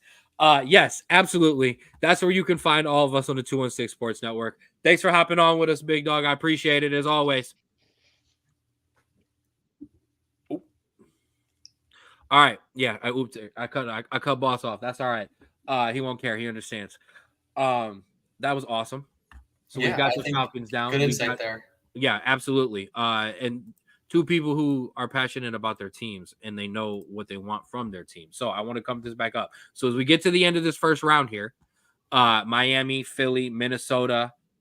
We don't know if Minnesota is even going to be there. So at this point, I really don't want to talk about Minnesota anymore too much on this section of the draft. Mel hitting us up. Cut me off, you're fired. Yeah, that's what I do, Mel. You know how I get it done. I don't really want to talk about Minnesota anymore just because like I said, there's so much uncertainty there. Now, Miami and Philly. Miami, hi, welcome to the draft. Welcome to the first round. You weren't allowed to have one of those. You weren't allowed to have one of those last year. Miami needs defensive help big time. To solidify that defense. They really don't need a lot of help on offense unless you're talking about on the offensive line, which they do need some offensive line help, but that's not like the offense works. The offense is good. Yes, you always have to protect Tua. But so one of these defensive players, I believe, is coming off the board from Miami. Miami also could be in for the running for a defensive for a trade down. It's possible. They cut me off. You're fired. Absolutely. Boss loves to throw that one out there. In his best McMahon voice, Nick says job openings. Yes. Stats coordinator, Ray, you're in. The hair's already long, so we'll already get accused of just stealing things from the Pat McAfee show, anyways. So let's just get long hair Ray in here and just like we'll go full third member of the NWL. But there's another team to talk about on that side of the draft. My turn. Dallas Cowboys, 24th pick. We have many needs. Wide receiver, offensive line, big time. I forgot. I got a. You got a whole slide, baby. Got a whole slide, baby. Yeah, wide receiver, offensive. I mean, take offensive tackle out of there. Just offensive line and center. Center, basically offensive tackle and center. Defensive tackle, yes, and running back, yes. So, I am another kind of wait and see here for me personally. Yeah, there's a lot that could go differently with you. Center Graham Barton out of Duke, Tyler Guyton out of Oklahoma. I would be 100% okay with either one of those guys. Either one of those guys, I'm 100% okay with. Oh man, a lot of these mocks have us just all of a sudden just inexplicably just taking one of these wide receivers in the first round. Which I don't understand. I really don't. I really don't either. So so here, I'm gonna play out what I want from the Dallas Cowboys, pick by pick, because I got it right here for you. I can rattle it off real quick. With that first pick, I want one of those offensive linemen. I want one of the centers. I want Tyler Guyton out of Oklahoma. There was a name you threw at me today. Amarius Mims. Yes. Offensive line, please. We build through the first round on our offensive line needs. It's what we've done for years. We've lost Tyron Smith. It's time to make that happen. Round 2 with that 56th pick. This is wide receiver time for me. Okay? I can see that, yeah. So in here, Nick's gonna get this out of the way. Does Notre Dame even have 7 players in the draft for you? Yes, we could do it. We'd have to move up for the offensive tackle, but then we could go running. I'll get to that. But yes, Notre Dame, plenty of players for me. I want a wide receiver in the second round. Okay. I like that. If you need to package the 7th round with a third to move up, or maybe even the 6th, whatever, I'm here for it. Round 3, 87th pick. I'll get it on the record now. Okay. A lot of the mocks, okay, said Cedric Gray from UNC, a linebacker, was mentioned, but a bunch of us have us taking the running back, and a bunch of us taking Jonathan Brooks out of Texas, who was coming off of an ACL tear. Go get Audric Estime of Notre Dame, please. He's expected to go late in the 4th round. Take him in the 3rd round. Make me the happiest player or happiest Notre Dame / Cowboys fan of all time. And it also addresses a major need at running back. Okay? Yeah. We had a chance to take Michael Mayer last year, tight end out of Notre Dame, and we did it. And okay, I'll let it go. I will not let it go this time. Take Audric Estime in the 3rd round. Get us a wide receiver. I don't care which one of them is left. Adonai Mitchell, Xavier Worthy. I don't care. I'm scrolling down to find my wide receivers. Hold on one second. I don't even need you to stall for me. Xavier Legette out of South Carolina. Keon Coleman out of Florida State. Go get a wide receiver in the 2nd round. Get me that. Then I want you to take the 5th, 6th, and 2 7th and either trade up for another outstanding lineman and another pick, or I want you to fill out the rest of this defense. That's what I want from the Dallas Cowboys. Now I'm finding my Dallas Cowboy notes. There they are. I want 5th round Rosengard Washington. It's a name I've been hearing. It's a name I've been looking at. And then if we're not going to, like I said, if we're not going to trade these 6th and 7th round picks, safety, defensive lineman, offensive lineman, the running back room is horrid. No, and there is some respect on Rico Dowdell, but we need help. We need help. Mm-hmm. Round 3. Yeah, Ray. He said Spencer Rattler. In here. Go ahead. Ask the question. The elephant in the room. I did all my fun, nerdy cowboy stuff. Go ahead, troll and ask the question. Ken, with some sometimes subpar quarterback play currently, especially in the playoffs, is it time to start looking for a replacement for Dak Prescott in this draft? Yes. And do you think it should be Spencer Rattler? So we're gonna spoil some stuff, I guess, from later on, and I don't care. That's fine. I like Spencer Rattler. I think Spencer Rattler is going to be an NFL quarterback. I think he's going to be. That doesn't mean he's going to be Patrick Mahomes. He's going to be a top 5 guy. I think he's going to be an NFL quarterback. That could be Patrick Mahomes. That could be Baker Mayfield. That could be Dak Prescott. Right, Geno Smith. It could be Dak Prescott. Yeah, go ahead. That's fine, Nick. Yep, you mean the highest paid salary in the NFL next year? Yep, Dak Prescott's. Well, that was supposedly why they went and got Trey Lance, right? Because we were unsure, right? That's what the potential was there for. I'm okay with it, depending. Like, if our draft rolls right, we get the offensive lineman we want in the first pick, or we get it with the second because we got a wide receiver that we really love, and we pick up a running back in this draft because we desperately need one. And you're telling me that in round 5, or I can package the 6th and the 7th to go up into the 5th and get Spencer Rattler or Michael Pratt out of Tulane, Jordan Travis out of Florida State, FSU. Yes. Oh, I hate you guys. Because you're just putting me on the spot here. Yeah. But see, and Nick said it again. Rattler round 3. No, I can't. We have too many real holes on this team that need filled in this draft because free agency's over and everybody's gone for us to take. If that 3rd pick is Spencer Rattler, I'm pissed. We need a running back. That's so fair. Are you trading a whole? No. So what you're telling me then is you're going to take maybe.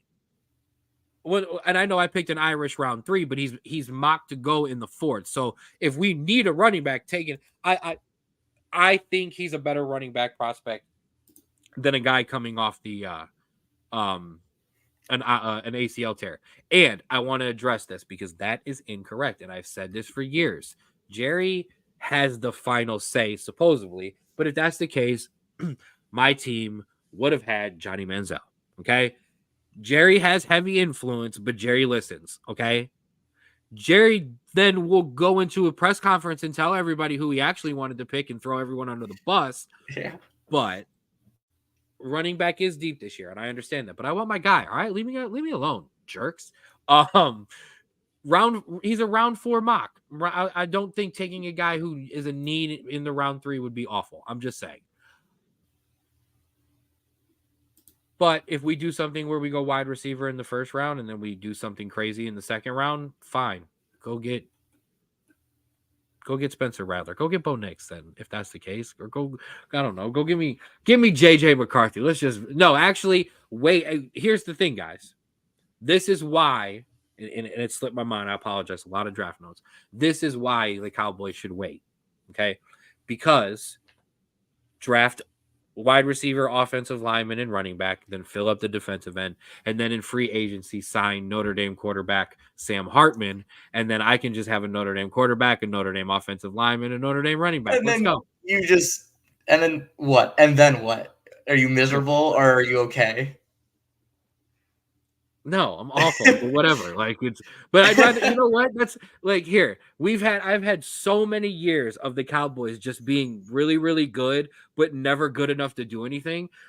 Let's go back to sucking for a couple years like we did when I was young, because at least I got to watch Emmett. So, I mean, hanging on there at the end, but yeah, then they stayed the same. Shut up. The JJs. Yeah, just the JJs. Then the Cowboys lose to Clemson. Wow, just all your shots coming in. Kind of like your Ohio State Buckeyes keep losing to Michigan. Woo! It was only gonna be so long before I started punching back on all you guys. All right, bunch of clowns fans coming at me. Y'all leave me alone. Show me on the doll where the Cowboys touched you. My Lord. So that's what I want out of my Dallas Cowboys. I like it. The Dallas Fighting Irish doesn't roll off the tongue very well. No, it does not. All right, let's get out of here. Now, we roll toward the end of the 1st round. Tampa Bay, Green Bay, Arizona again, the Buffalo Bills, Baltimore Ravens, 49ers, Kansas City Chiefs. Drew, Give me some thoughts on the bottom half of this draft in the first round here. Yeah. So obviously, Buffalo desperately needs a wide receiver. Because this ain't Texas, and it ain't no Hold'em. And I think potentially Brian Thomas is there, depending on how it falls out. But a receiver will be there, and I think Buffalo desperately needs one of those guys, and they can't wait for the second round for one of those. And then to end it, I have back-to-back wide receivers going. I think San Francisco needs someone, and honestly, someone like Ladd McConkey who could go in different levels in Kyle Shanahan's system, I think is a pretty interesting pairing there. San Francisco really need more offensive help? No, but I think that is where they're going to look at. This is just kind of what I'm feeling. And then Kansas City, obviously we have massive question marks in the wide receiver core in Kansas City, especially with everything with the Rashee Rice situation. Adonai Mitchell from Texas. It's a reach, but I think it's a step in the right direction. They're adding a receiver with size, speed, and ball skills. He struggled with inconsistency using those traits, but if anyone's going to get those traits out of him, it's Andy Reid, and I think that's a great pickup if they get him. Buffalo Bills, watch out on the move up. Once some other teams start moving around and they start grabbing a pick that they just picked up and they don't necessarily know how to value it, watch for the Buffalo Bills to kind of see what's going on here before we see what happens. I think they're a real candidate to move up. Sorry, the comment threw me off. 49ers, that'd be wild. I mean, they also need some offensive line help. They do. In Kansas City as well. Some other teams in between there. Arizona, will they still be there? The Green Bay Packers. By the way, who is Sean's team again, NFL wise? Oh, he's a Browns fan. Okay, never mind. We'll let you slide. Ray thrown in that he would play college football before he played the footy. That's wrong. Also, that's wrong because you play FA or FIFA. But that's all right. You mentioned Green Bay. Yeah. So I think this is actually really funny. It just lined up this way. Green Bay, obviously, picking one of the best names in the draft many years ago in Clinton Dix. Come on. I have them picking Kool-Aid McKinstry, quarterback out of Bama. And I think that's just an amazing thing. And it wasn't even planned. It lined up perfectly. Yeah. Yeah. Listen, I'm all for it. Colts fan for Anthony Richardson. He's a Florida fan. Oh, you're a Gator fan. Oh, that's where we found it. Oh, yeah. Mr. Manchester City and Columbus Crew, we found your weakness. No wonder he stays out of the college football section. You don't want no smoke. No Gator. Go Gator. Okay. So yeah, I mean, I agree with you. Kansas City absolutely coming up and taking a wide receiver. Baltimore and Detroit up for a receiver. Yeah, Baltimore and Detroit both looking for some defensive help. So I wonder if one will be willing to kind of make a small move to jump another, or but also you have to see what each team needs. Both teams need edge help. But Lions need also some other defensive tackle help. So do the Ravens, if I'm being honest. Right, but Ravens need corners. I think this is one where you take one guy, I'm going to take the other. But if you take the other, I'm going to take the other. So I don't think it's going to work out bad there. So any other thoughts on the first round? I think, obviously, we all have our predictions.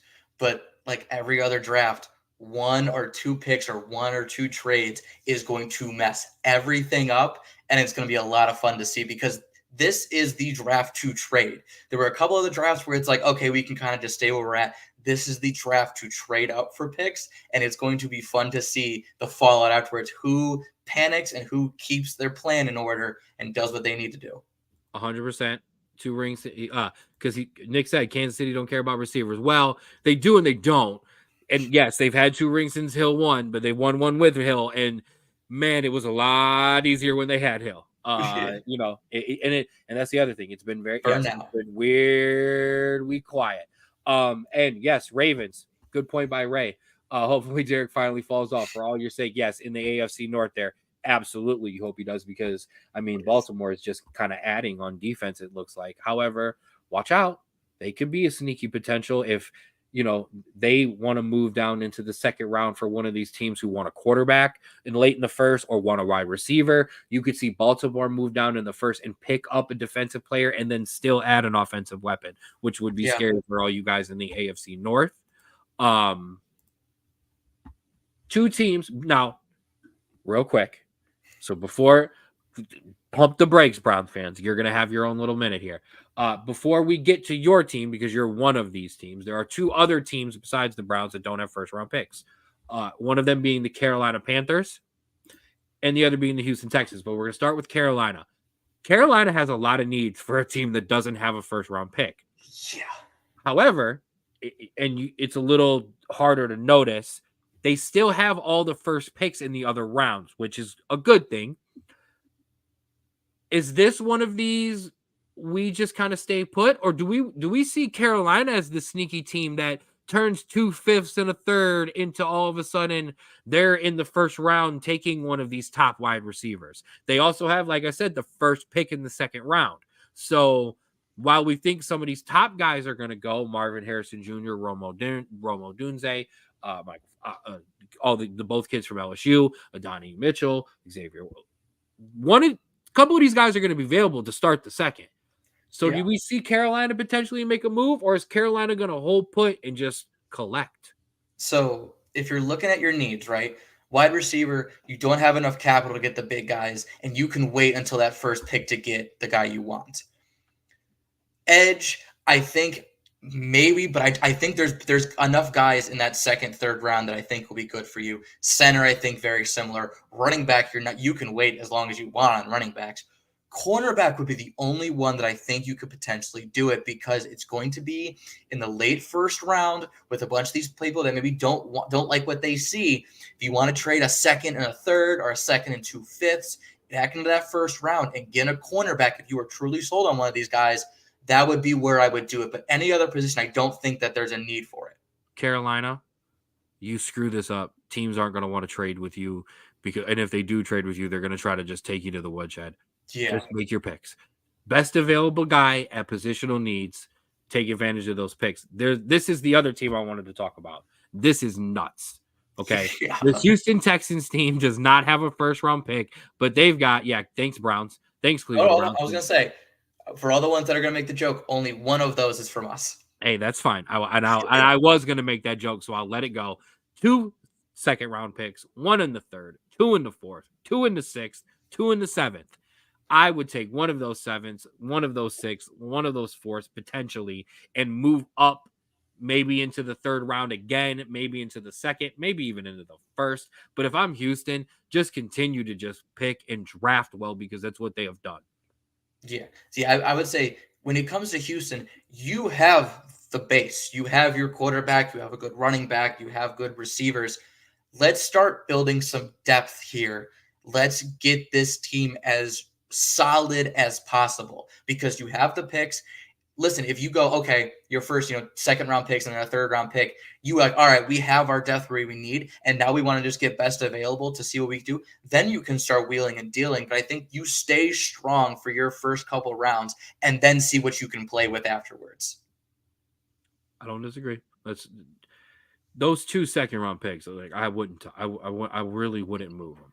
Even the third round pick, I wouldn't touch. Yeah, like those are just prime spots to just pick at what you need, because there's a tight end you can pick up here in this third, potentially fourth round, who after Brock Bowers, and we're gonna talk about that in a second. There's not a lot to go there, so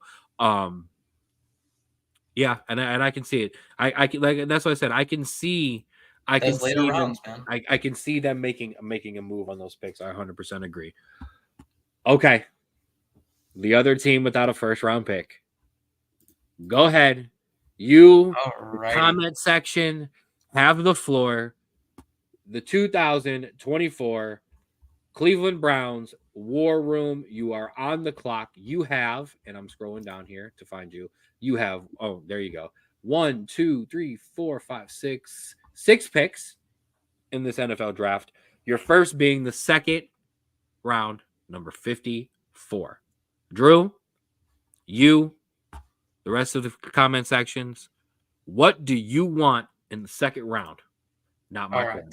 So Not In my case pick. in case I obviously cut out, I got the comments to give me because we got a bunch of things. But I want to put this out first. We have to remember this is Andrew Barry we're talking about, our general manager. Expect trades throughout this entirety of this draft. I would be surprised if half of these are the same picks that they were at the end of the draft, just because this man loves to just wheel and deal the entire time. But in my case, I think these first two picks should stay. You see our team needs. I'm ignoring those comments. Wide receiver, I like, but I don't think there's a lot of value where we're at in 54. I think they're going to go pretty quick. Tight end, there's not a lot until you get to the third round. Same with linebacker, in my opinion. Your choice is offensive tackle and defensive tackle. And I think in defensive tackle, you have three really good guys. One, I think, from Florida State isn't going to be there, but you have two good ones. That is Chris Jenkins Jr. out of Michigan. You in the comment section play for a minute while I take a break. That is fine. You have Chris Jenkins from Michigan, and you have Michael Hall from Ohio State. Now, in my personal opinion, Chris Jenkins Jr. is your best pick here. He's a good defensive tackle that could become great. Playoff matchups against Bama, Washington, gives him some experience. He has quick hands and tons of energy to stop the run, and I think that's what you really need. Now, like I said, I'm not mad about offensive line first pick. Those are the offensive line, defensive line. Those are my things. Those are my keys. Quarterback isn't under needs. Please explain. I get you. I completely understand the thought process there. However, in where we're at, and specifically the picks that we're falling in, if you want Spencer Rattler, go ahead. If you think that he is going to be someone that can grow under Watson and can be, or even, not right away, but in a year or two, I completely understand that. My personal opinion in where we're trying to be at and where we're currently at, I don't think that there is going to be enough time for him to make those kinds of leaps that we're looking for in a quarterback for a playoff now team. And so that's, I think, my issue right now is we're too good to start off like that. And I mentioned that before. As offensive line, I would go back and forth. See, offensive line is where I would spend my third round pick. My second round pick, to catch you up, I had Chris Jenkins, the defensive tackle out of Michigan. I heard. If he is not there, I would like Michael Hall out of Ohio State. Okay. I want to throw this out there while you collect and gather. You held us down throughout that without no skips, and then all of a sudden I come back and you skip. Yeah, maybe it is you. I'm right. I'm gonna give you this credit, Cleveland Browns, and your fans, and you're now a bit unpredictable in a good way in this draft. The same way the Steelers, I'm like, you know what? What I do know is the Steelers are gonna do it good. They're gonna nail the draft because that's just what the Steelers do. I somewhat feel that way about the Cleveland Browns now. I feel like you're going to nail this in some sort of way, whether it's the best offensive lineman there in the second round, or a defensive player who's dropped, or maybe a wide receiver who didn't get picked because some other moves were made, or a trade was happened. A player got traded, not a draft pick, a guy on the team. So I have complete faith in you making this work. I also have a very, very, very good feeling I end up seeing you somewhere in the fourth round where I'm like, wait a minute, what did you do? Oh, yeah. What'd you do? Yeah. And you're like, oh yeah, we took the seventh and this one and this one. And I'm looking at you like, wait, what? Huh? So I will give you this from an outsider's perspective. I no longer look at the Browns and go, oh, Carolina, oh, something like, Yeah. what are you going to do to screw this up? I'm kind of like, what did I say to you when we started filling out this draft? One of the things that I wasn't happy about is that some of our teams have similar needs. I don't like having similar needs as you anymore. Yeah, no, I completely agree. And like you said, that going into the third round, and you're gonna not like that he's gonna be on my team. I'm looking at Blake Fisher from Notre Dame, that offensive tackle. He's a tad late off the ball and inconsistent, but this is more for depth. He has the time and the talent in himself to become a starter in the NFL once he gets ready. And so that's why I like him as my third round pick. Two things. Number one, if I can't have the Notre Dame players, I'd love for them to be here. So that's not true. I would be okay with that. Okay. Listen, there's never, ever, ever a problem with taking a lineman from Lineman University. Okay. Yeah. We all right. That's never a bad thing. At least our organization didn't make a $4 billion stadium proposal. Oof. But I don't like I said, I don't like having the same needs as you, linebacker. Yes, we both agree, linebacker not deep, so that's going to be something where somebody's going to get somebody and go, Yeah. Hey, Cleveland Browns, I got a question for you. Dak Prescott, is it time to draft a running back? I thought about that really, really hard but from what I saw and the free agents that we've signed, I think we're kind of kicking the can down the line a little bit. From what you saw of him walking up the steps to smash that guitar, and he looked like Jim Brown was Not walking up those steps? not Nick Chubb. I mean, in the sense of our depth right now, because considering we don't have a draft pick to get, we do, but we don't really have. We have bigger needs than that right now. I think with the free agents we've signed, we've kind of kicked it down the road a little bit to potentially wait for next year and to get a running back. So that's exactly, we're good this year. Okay. Next year, maybe. Okay. And I think that's where we're all kind of at. And hold so on. Jordan Travis, quarterback, 7th round. So in my other picks, in my later round picks, like I said, I'm thinking there's going to be a bunch of mix-ups, but I have some guys who I think I would look at. One of them could be Jordan Travis if he is so far dropped down that we're like, why not spend a pick on him? The other ones, Nathaniel Watson. He's a linebacker out of Mississippi State. He's a little on the older side, 24. There's not really a lot of eye-popping athleticism, but he gets to the ball and tackles well, which is someone that we need. Another one, which I think honestly is one of the most interesting players in this whole draft, and I kind of just want him because of what he is, Sione Vaki.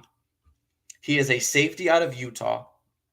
He has played safety. He has rushed for 317 yards for 42 carries, and he has had 250 special team snaps. This is a guy that is a dog in every sense of the word, and if you get him in like a 6th or 7th round, that is a guy that you can throw on special teams to tackle dudes and get going, but also can potentially, if you set a running back spot, he's got experience there. So he's one of those, just like, he can do a lot of different things for you, and that is very good at the back end of a roster, which is what you're looking for in those later round picks. I did not know we were picking utility guys excuse me, in the NFL draft. Catch him this summer, also playing shortstop, right field, and catcher. I mean, that's what you do for like round 7. You look guys who can be special teams guys, who can potentially pick up like one of those kind of spots, and that's a guy who literally was a very big contributor to a Utah team that was stellar defensively and on special teams. That I think would be a good way to do it. I don't think for being Nick saying, yeah, exactly. That's what I was gonna say. Can he hit? We've been overhead. Probably. Let's find out if the kid can hit. So okay, I see you, Cleveland Browns. All right, go ahead and get a quarterback because you need one. Listen, I had to do it. All right, you were doing all that to me. I was gonna do it back. So that kind of wraps up your first round. Some of your teams outside of the first round. Real quickly to kind of put a bow on this stuff. I don't actually, I'm going to audible on us, bro, on our original plan. So I have a question for you. The first one is quarterbacks. Boom. Quarterbacks up here. Obviously, we know Caleb, we know Jaden, we know Drake. Where do you think JJ McCarthy lands? Quickly. Wherever Minnesota picks. Beautiful. I like that. Michael Penix, Bo Nix. Do they make it to round 2? No. Bo Nix, LA Rams, collision course, scary for the NFL. Michael Penix Jr., anywhere that has a competent offensive line, scary for the NFL. Anywhere that will let Spencer Rattler chill, relax, learn the offense. And anywhere that will let Jordan Travis relax and heal could be scary. Yeah. And Nick brought up a good point. You know, most of these drafts only produce 2 to 3 great quarterbacks, good quarterbacks. And I understand. I do. But it's the NFL draft. You never know where they're going to come from, too. There might not be the second or third guy off the board. It could be the guy from the third or fourth round. Absolutely. And we were joking, and I'm going to bring this up. I'm sorry, go ahead. By the way, the whole quarterback of the bunch, that's Bo Nix. He's the old one. Yes, Bo Nix. And I mean, Bo Nix, a 70. No. He's not. It's not Brandon Weeden. He's not 20. I'm sorry. He's not 30. It's not 36. Absolutely. And like Ray said, it is an absolutely a fit thing. 100%. Chemistry, things like that. Absolutely. Listen, if JJ McCarthy goes to the wrong team, he ain't gonna be any good either. So I'd like to see Michael. I'd like to see Michael Penix get somewhere. And like I said, Bo Nix, 74% completion percentage, led the NCAA, set a record. So I mean, Seattle. Yeah, Seattle potentially, yes. The Cowboys later rounds. Broncos if they trade down. The Broncos, they're smart. Right? Wide receivers. Here you go. Here's your top guys. I do want to point something out. A name we can put on the list. Nick threw it in the chat. I'll give him his dap there. T. Higgins has requested a trade. So has defensive end Trey Hendrickson of the Cincinnati Bengals too. So Cincinnati Bengals might be making some moves in the first round with one of those players, especially if you're one of those teams that needed a defensive player. Ooh, baby. Yeah. I was originally going to say they needed some offensive line help again, but with all these, transfers, calling college football, with all of these requests for, trades and stuff, they got some pressing needs potentially now that we didn't really realize until today. Absolutely. Your wide receiver, there's some top ones. They're stacked. Brock Bowers, as you see in there. Hey, lots of helpful hands. Absolutely. We appreciate you. 10. The Jets. 10 to the Jets. You think so? I don't Brock disagree. Bowers. I don't think it would be a bad thing. Brock Bowers is in here because he's exceptional. He's amazing. He is a wide receiver. In terms of just kind of being special, I wanted to throw this in, and I got to find this because this is just a great stat, or not even a great stat. A 1A option, obviously. A true weapon at tight end, 100%. But also was getting the ball in the slot and in the backfield at Georgia. Yeah, and he could block too. So absolutely. Very George Kittle-esque, in my opinion. And yes, Nick, I got 4 screens going at once. I absolutely missed it. So that's there. We know the top guys we can talk about are Marvin Harrison Jr., A+, Malik Neighbors, A+, Rombo Dunze, A+. I think we are looking at the next Diggs, Jefferson, Chase, Hill, Tyreek Hill. Like, this is the next crop of guys. Okay. Here they are. Because they're special. Xavier Worthy, 4.21 40 time. Oof. I mean, come on now. Just ridiculous. Xavier Legette, South Carolina, 7 touchdowns in 12 games with Spencer Rattler there. Adonai Mitchell, Texas, 0 drops this year. Huh? That's crazy. Keon Coleman, Florida State, a guy who's dropped because of Jordan Travis's injury. Can we talk about 11 touchdowns in 12 games and wide receiver / punt return starter there? And then Ladd McConkey as well of Georgia, 4.3 speed, good hands, same size as Garrett Wilson. Yeah. So, and there's one not there. I'm going to throw him in. Luke McCaffrey. Yes, little McCaffrey has the potential. Oh, we've got him in the sleepers. Beautiful. He's in the sleepers. Luke McCaffrey. And if you can all notice the 4 Notre Dame players at the top.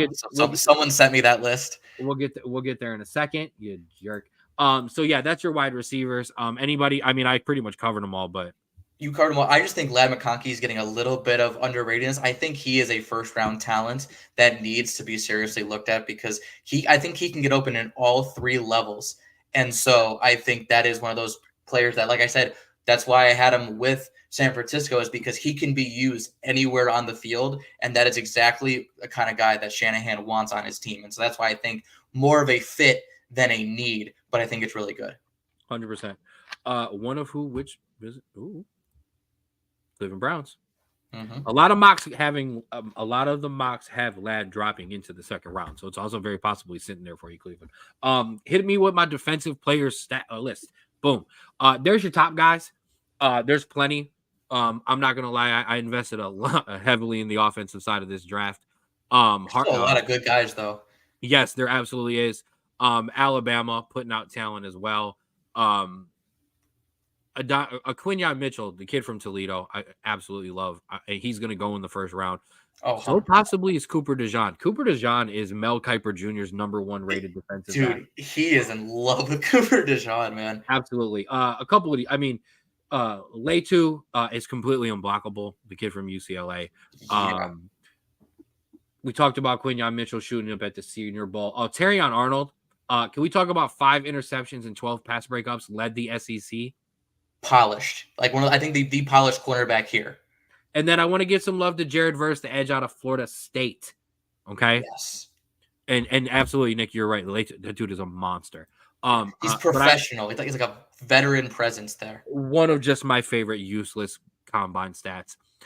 Jared Verse has like super long arms, and he still did 31 bench reps on the combine. Just a monster. That guy's gonna just push people out of the way. And Cooper DeJean. I mean, I'm sorry, I love it. I'll say it. Give some love to the white cornerback, bringing it back. Let's go, kid. Out of Iowa. He's gonna go too. You saw it, and that team was nice. Oh, absolutely. You saw it. There was a snippet there. Sleepers. Now, this is not fair because What do you mean it's not fair? Because I also gave you like 7 slots to fill in for any of the guys from They were in order. That's what you put. Like, listen, if you would have spread them out a little bit, I'd be like, okay, they were in order of just Notre Dame. I sent him a message before I sent him a picture of, didn't even put the school. I said, Ken wrote this list. Can you guess who their school is from? Because like, oh my God. I'm sorry. Listen, I apologize. Okay. And don't say God when you're talking about my team like that. So you were supposed to put in all your Cincinnati guys too. Whatever. Yeah. I mean, I'm sorry. These are guys that there's 3 of these guys are going to get drafted. Okay. John Baptiste, an edge, is absolutely, he's absolutely going to get drafted. Yes, parts unknown. You guys notice it. Parts unknown is his Mankind's brother. Wait, because what his school? I didn't want him to write the school up there because it'd just distract you because you'll see in a second. Audric Estime, I've already said I want the Cowboys to grab him. He's gonna go in about the 3rd or 4th round. I think he can be a starter in the NFL. I really do. Cam Hart has had some issues at cornerback. However, I want to point out 0 touchdowns allowed as the primary defender in 12 games this year. So the kid can cover and and can get it done when it needs to happen. So give him some love there. All 3 of those guys are going to go. Sam Hartman, possibly a 6th, possibly a 7th, probably going to sign with a team in the offseason and be in somebody's camp. Sam Hartman holding the clipboard with his beautiful beard near you. Other guys on this list, like I said, Luke McCaffrey,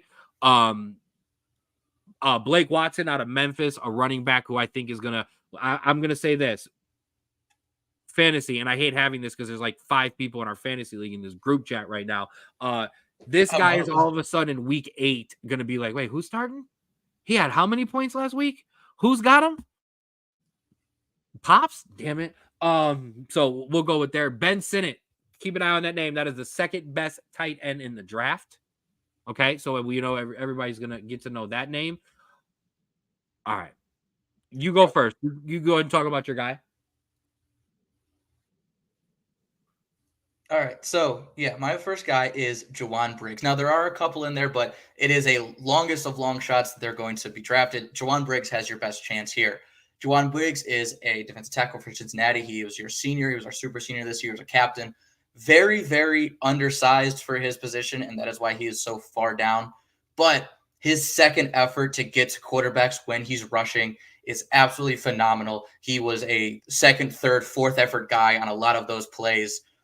Just get into the ball. He also plugs running gaps extremely well. He had, I think, he was leading in tackles, maybe other than our freshman Dante Corleone, but always plugged gaps, never let guys through. He is going to make a team, if not when he's drafted, when he signs on. Very, very, very good player. The other guys, I really don't think that they're going to find a team, but I think Jawan Briggs has your best bet here.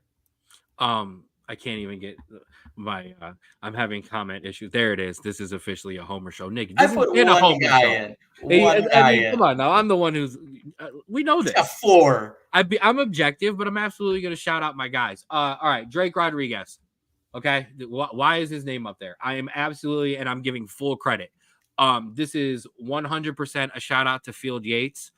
Throughout my research, obviously I was listening to First Draft a couple times, and he gave this guy a shout out. And the minute he said his school, I was like, oh, this guy's going on the list. So Drake Rodriguez is a defensive tackle who finished his schooling at Texas A&M Commerce. I don't know if that's different from Texas A&M, but Texas A&M Commerce. Okay, so Texas A&M Commerce. But he started his college career at Southwest Assembly of the God University. I think that is the best college name I've ever heard. I'm not out of Notre Dame players. I could continue to go. The reason Southwest Assembly of the God University is the most amazing college name you've ever heard of is a shout out to the hat that Straub is wearing. That is our grandfather Andy's hat. Rest in peace, Andy. He was a Browns fan, but he was a diehard Notre Dame fan. Whenever you would ask my grandfather who Notre Dame was playing on Saturday, it would be like St. Augustine's Academy for the Deaf and Blind, or it would just be some ridiculous, crazy name that also had a church in it. So, Grandpa, you didn't have to make this one up. Southwest Assembly of the God University is officially who Notre Dame will be playing every Saturday. That Landon asks me who we are playing. Yes, swag. And that is why it's parts unknown, because I had no idea where that college was. I had no, he wasn't allowed to know this one. That one was mine. Everybody stick around. The little sister of the poor. Yes, basically that's 100%. And then yeah, that's that. Wow, what a weird way to end it, but I've got nothing else. I'm drafted out. That was amazing. A shout out to Ray, a shout out to Nick in the comments. Yes, a love for the original Pops. Yes, Pops, shout out for you giving a shout out to your Pops. I gotta, before we let everybody go, so everybody stay in here for a second. I have to do a big brother thing, and I have to make a ruling because I'm not happy about something. Okay. I have one more Straub Bro of the week. Yes. I wasn't going to let you guys get away with just one. One more Straub Bro of the week, everybody. I've got everybody in here still. We have one more. Your actual Straub Bro of the week is my little brother. Little brother graduates Friday morning from the University of Cincinnati with his degree in aeronautic engineering. Right? I said that correctly. And then you have that's it, right? Or no, you have a minor, right? It's a minor in environmental, yeah. And right, in environmental engineering. Little bro had that, our big bro had that on top. Getting shaky. I can't really begin to explain how proud of you I truly am, kid. That's why I have to read this. I wrote you a note, but I typed it out. You have completed the largest chapter so far of your life. I know it's weird to shower yourself with the congratulations from everybody, so I will take care of that for you. But I have literally watched, because I am 12 years older than you, I have literally watched you grow from the littlest of baby who I played soccer with, and basketball and baseball and every PlayStation 2 game that you could ever get your hands on. And if you ever need proof that me and Drew used to get it on the PS2, the logo is based off of that. Yes, with the PS2 controllers in hand. I've watched you win on the field. But this last couple of years, I've watched you not be on a field. I've watched you win at life. You are my winner, bro. 12 years older than you, so I have very much sometimes a fatherly instinct over you sometimes. But you're also my annoying ass little brother who questions everything that I do. You demand that whoever is around you bring an intensity and a level of perfection and a level of love that I am glad that, you have taken from all of us. And I'm going to take some credit for that as well. You love you some J. Cole and some Jay-Z, and that's all because of me that you like good music. You left all the bad things with me and you didn't take them with you. And that's what I'm proudest of the most. Well, no, that's not what I'm proudest of the most, but I'm very proud of that. D1 since day one has been not just a goal, it's been a lifestyle. It's been something that we used to tell you as a baby. I drilled it into you when I was kicking the ball into you in the basement of grandma's house and kicking it at your head. D1 since day one. And like I said, it was a lifestyle, and you have rocked the shit out of that lifestyle, kid. You went to the University of Cincinnati. You picked a 5-year degree, and you have absolutely rocked it. You have worked harder than almost anyone I know, and I've put more work on you on your senior year, your most important year.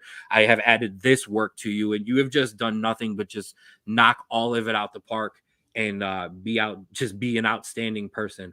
I know that you are about to kind of step into the real world in life, but you deserve your flowers, my guy. This show was the best gift that I have ever been given. That is not my son.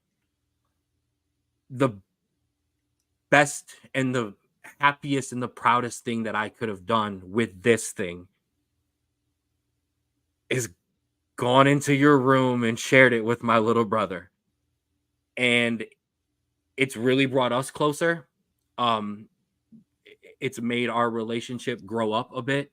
It's not just two bros hanging out playing video games and talking soccer anymore. You know, we've had to make some business decision, and I wanted to take this opportunity to use our thing to give you some flowers and give you some love. I am my brother's keeper, and he makes me proud in a way and in a feeling that only my son makes me feel. So Andrew Straub, future or here in a day or two graduate of the University of Cincinnati, you, sir, are the Straub Bro of the week. Thank you. That was a lot more than I expected. I had to take a breath for a minute so I wouldn't start crying live on air. Thank you. No, thank you. I really appreciate you gave me all the motivation in the world to do everything that I've done, whether it's sports or it's this or it's school. And so I cannot thank you enough for everything that you've done and everything you've sacrificed to help me out. I really appreciate that. And now you're gonna make me cry on air, and I don't care about it, so I'll let a couple tears flow because I'm a grown man. 2 claps and thank you, everybody in the chat. I really appreciate that. I will. I won't let the ego get to my head. I promise. I won't let it change me. No, not at all. I love you, kid. Absolutely. Thank you, everybody, for rocking with us this week. This has been an extremely fun episode.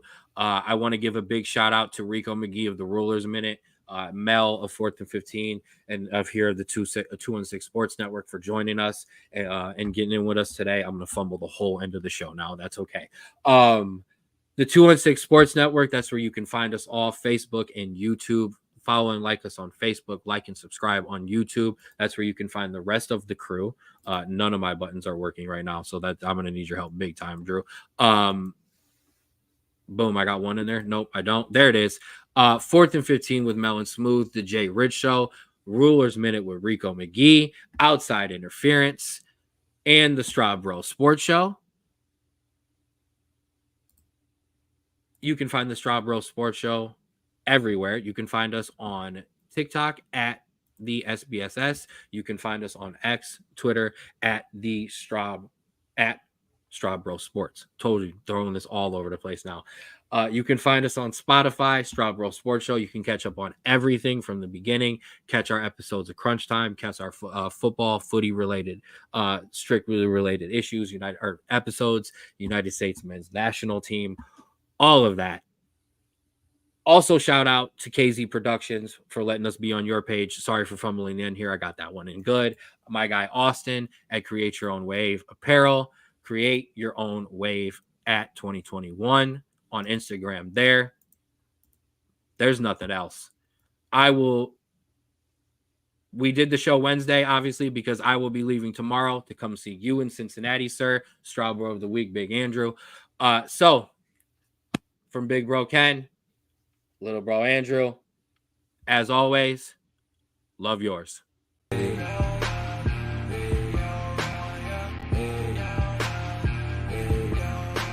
City.